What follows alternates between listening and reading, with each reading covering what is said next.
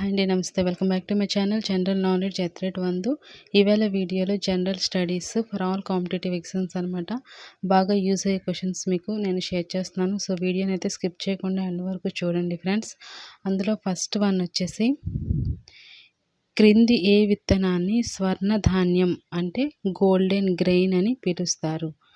Options: option A మొక్కజొన్న, option B వరి, option C గోధుమ అండ్ ఆప్షన్ డి జొన్న. The correct answer option C గోధుమ. గోధుమని గోల్డెన్ గ్రెయిన్గా పిలుస్తారు. నెక్స్ట్, గ్లోబల్ వార్మింగ్కి ప్రధాన కారణం ఏమిటి? Given options: option A oxygen పెరుగుదల, ఆప్షన్ బి కార్బన్ డైఆక్సైడ్ పెరుగుదల, ఆప్షన్ సి గాలి కాలుష్యం తగ్గుదల అండ్ ఆప్షన్ డి సముద్ర స్థాయిలో తగ్గుదల. And the correct answer option B carbon dioxide పెరుగుదల. కార్బన్ డైఆక్సైడ్ పెరుగుదల వలన గ్లోబల్ వార్మింగ్ ఏర్పడుతుంది. భారతదేశపు మొదటి ఉపరాష్ట్రపతి ఎవరు?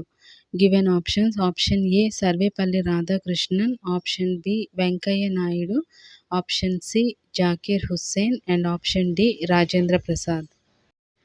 And the correct answer option A Sarvepalli Radhakrishnan గారు. పంచతంత్ర కథలు ఎవరు రచించారు?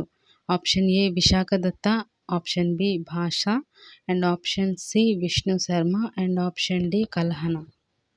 The correct answer is option C Vishnu Sharma. క్రింది వానిలో ఏది ప్రపంచంలో అతిపెద్ద ఖండం? Option A Australia, option B Europe and option C Asia and option D Africa. And the correct answer is option C Asia ఖండం. సూర్యకాంతి సోలార్ ఎనర్జీ ప్రధానంగా ఏ మార్గంలో ఉత్పత్తి అవుతుంది? ఆప్షన్ ఏ అణుసంచలనం, ఆప్షన్ బి కెమికల్ ప్రతిచర్య, ఆప్షన్ సి ఫ్యూజన్ ప్రతిచర్య అండ్ ఆప్షన్ డి విద్యుత్ చుంబక శక్తి. And the correct answer is option C fusion ప్రతిచర్య.